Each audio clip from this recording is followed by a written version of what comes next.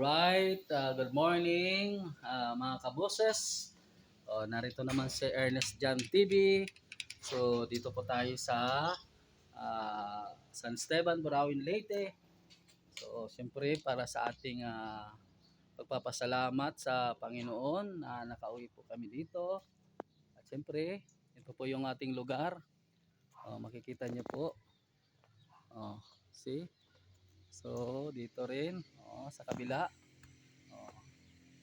Then ito naman yung ano natin. Okay. So ito yung kalsada. Dito po, kalsada. Malapit lang. Okay. So ito yung sa kabila. And then, syempre, natapos rin po yung ano natin para sa Fiesta ni San Vicente Ferrer dito sa San Esteban, Burawin, Leyte. So thank you so much. So maraming salamat din po lalo po sa mga taong tumulong sa atin para sa ano natin, mga serbisyo sa ginawa natin. So thank you so much lalo po yung mga tumutulong palagi araw-araw. So thank you so much dito.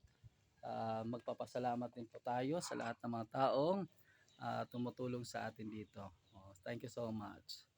Ito po yung ano natin, bahay.